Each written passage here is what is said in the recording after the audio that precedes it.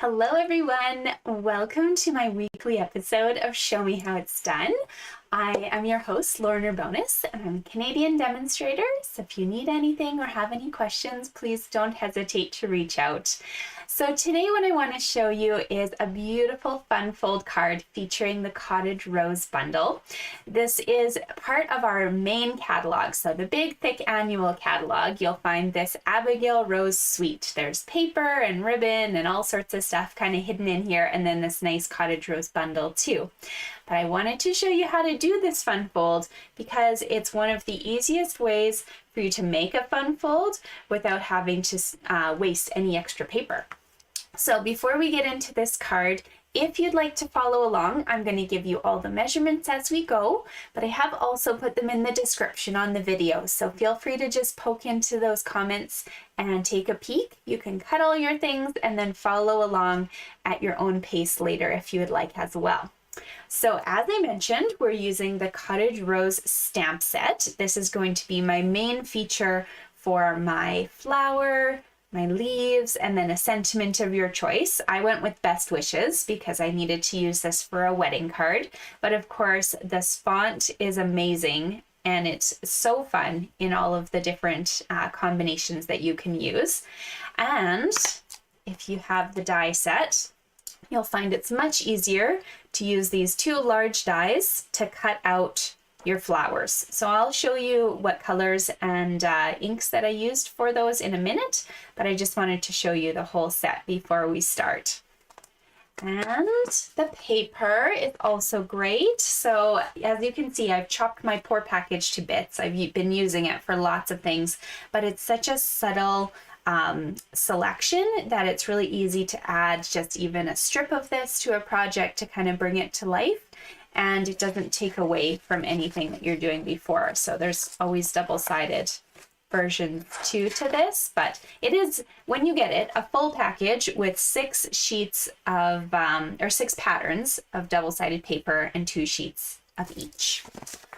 Okay, let's get crafting. So if you'd like to follow along with me, we're going to start with our Blushing Bride cardstock. Okay, so I already chopped mine, but let's just imagine here for a second, you've got a whole strip of Blushing Bride. So what I'm going to do is I'm going to get you to cut a strip of Blushing Bride that is 4 1/4 by 11. So that's just a regular piece of Blushing Bride that you have basically taken a sheet and cut it straight in half. Okay, and this is what we end up with. So right off the edge of one of these pieces, we're going to cut at the 2 3/4 inch mark.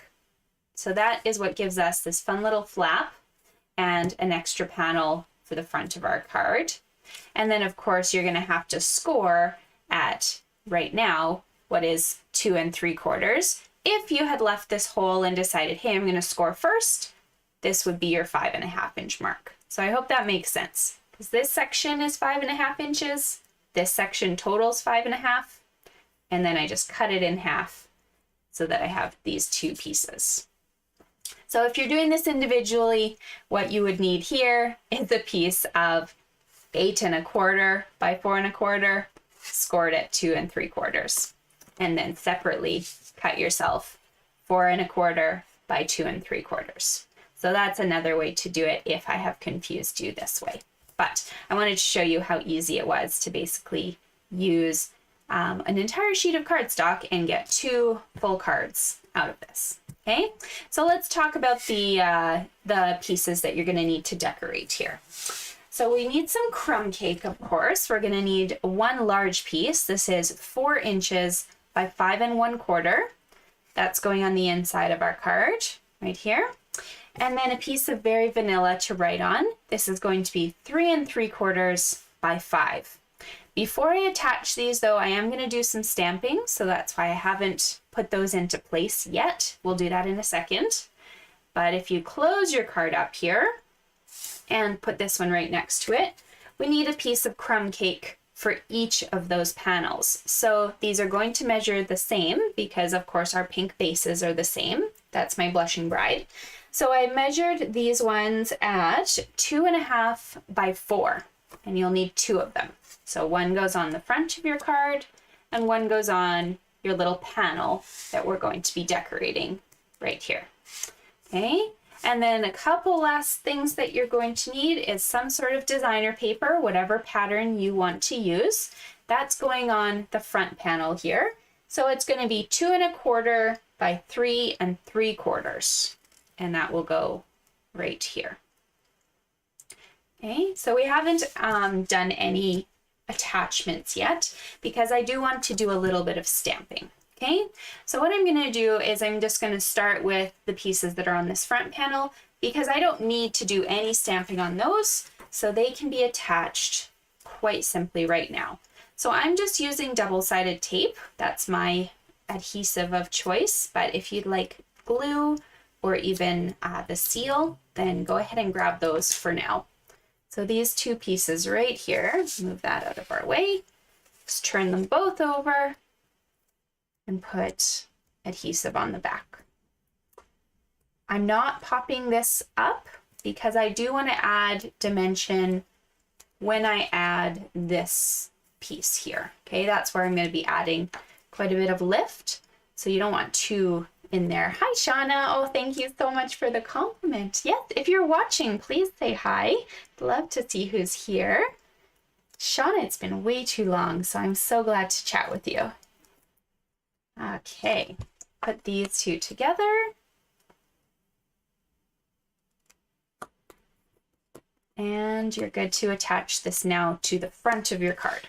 Okay, so that's this nice little panel that we've made on the side, like so. Now for the inside of my card, I mentioned I wanted to do some stamping, right? So I've got myself a scrap piece of paper. This scribbled blue has nothing to do with what we're crafting with today, but I have my Crumb Cake ink, and then in the set there's a really cute small flower. I just want to decorate the corner of my card with this. So I'm going to open my crumb cake just like a makeup compact, kind of straight up towards me. Tap, tap, tap, because she's super juicy. And then just right in this bottom right-hand side, you can add your little flower. Okay, so once that's been added, because you'll notice I did come off the edge a bit, you can turn this over and add your adhesive to this piece as well. If you want more flowers or more design, go ahead. I just wanted to leave some space for us to write on because it's quite limited in there on this card. So again, going all the way around for these.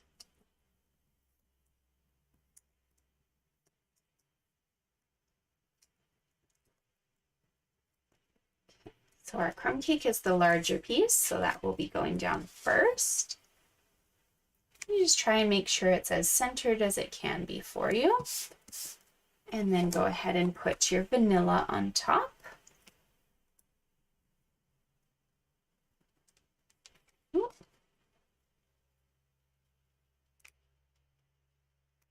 There we go. Okay, so here's the inside of our card and here's the front. But we want this really cute panel. So how do we get that? First, we need to do some stamping. And of course, we're going to do that on our scraps because just like we did with the vanilla, we're probably going to make a little bit of a mess. So what I would suggest is start with your sentiment. So I'm still using the Crumb Cake ink because it ties in really nicely with the color scheme I've got. Start with your sentiment and put it up in this top left-hand corner. From there, you can add whatever flowers and embellishment you like, okay? But if you don't leave yourself enough space for the sentiment, you're not going to have enough space to fix it later. You'll have to start the paper over. So I'm just adding a few flowers. You don't need to bother putting anything in this bottom right because this large flower here is actually going to take over completely and it won't leave you much room. If you've made a mistake in this section and you really don't like how it looks, the other option is always to turn your paper over and to try again. That's why we do our stamping first and then we attach things after that, okay? But if you're happy, you can go ahead and mount this little crumb cake piece onto the Blushing Bride rectangle. And that I have used this straight tape for.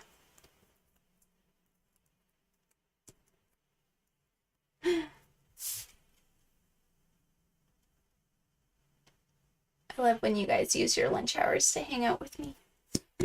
All right, now this guy here, you might be tempted, because I told you that we're going to start using dimensionals, to start adding them like crazy. But if you do that, if you put dimensionals all over the back of this card and stick it on, you will close your card up and you won't be able to open it. So what we need to do is only put dimensionals in the section that is underneath this left-hand side, okay? So if you are very confident in that, you could put them straight on here. If you're a little worried, why don't you put them on this designer series paper section? So keeping in mind, of course, that our top and our side and our bottom are going to have a little bit of a border. So we just want dimensionals kind of in the middle section of this patterned paper. Okay, so I haven't put any in the bottom, nothing on the top, and I haven't gone too far over either. Just put some right in this space so that when I put my rectangle on, I know it's not going to close my card up on me. Okay. So then this guy, kind of flatten your card, put this on as straight as you can. There we go. There we go. And then when it opens, you've got a really fun feature where you can write in here and close it up, and it looks really cute. So time to decorate, right? We have to decorate. So on this flower, all I did was I stamped my crumb cake on Very Vanilla with the Crumb Cake ink. If you'd like to make it a little fancier, you can bring back your crumb cake ink and one of our blending brushes, and you can add, just by circling on your ink pad to pick up a little bit of ink, the tiniest bit of shading. So I like to brush off kind of that major color on the side, and then all I'm going to do is just start at the center of the flower and go outward, and it will build a tiny little bit of shading on there. You can't see it a ton, and that's okay. So you can build a little bit more. And there's your flower, a little bit darker. If I put these two together, you can see the difference. This one is just plain stamping, and this one has a little bit of sponging in there. So completely up to you whether you want to add that extra little detail. It's probably more of a preference than a necessity. Okay, so when you're happy with how it's shaded, you can grab some more dimensionals, and we're going to put them in the bottom part of our crumb cake section, because once again, we do have a little bit of our flower that hangs off. So it's easier to put the dimensionals straight onto the brown, this crumb cake area, than it is on the flower. Okay, and then now you get to twist a little bit and make sure your flower doesn't cover up your words. When you're happy, then you can place your leaves. So what I did was I stamped with Crumb Cake ink on top of the soft succulent cardstock, and I cut 2 leaves out, and I'm just going to attach them with a glue dot. So these glue dots here on the rolls, you're going to just press your paper onto it, and then when you lift it up, there should be a little dot of glue right there that you can tuck right behind your flower now. Okay, so there's one. I'm going to do the same thing here. And pull off. And then with my little glue attached, I can tuck this underneath. And voila! Easy peasy, but so pretty. I love this color combination. It's so light and kind of, I guess, summery, if you will, but it's just very neutral and easy for you to kind of pass this along as a wedding or a bridal shower card or a birthday card or anything like that. So just a really sweet card for you to utilize in your collection. There you go. And you can use any sort of bundle you have too. You might not own this one, but there. I hope you enjoyed today's video. I do just want to give you guys a heads up. Next week I will not be here. I'm going to be flying to New Orleans for a conference, so I'm not going to be here for a live, but I do still have a card that I want to show you. So all that you're going to need to do is at noon, just pop onto my YouTube channel, and it's already going to be set up for you. It will automatically just be added to the collection, so you can view it at noon on Tuesday. And I just unfortunately won't be able to do a live because I'm going to be flying at our regular scheduled time. And I don't think the pilots would appreciate me trying to stream and do a video on the plane. So I'm going to record a video this week for you because I don't want to miss our sessions. There's way too many good things to show you. And just so you guys know, there's not going to be a live. Just make sure to tune into the channel and check out the recording. All right. I will see you later. And I look forward to seeing your creations if you try this fold as well. Take care, guys.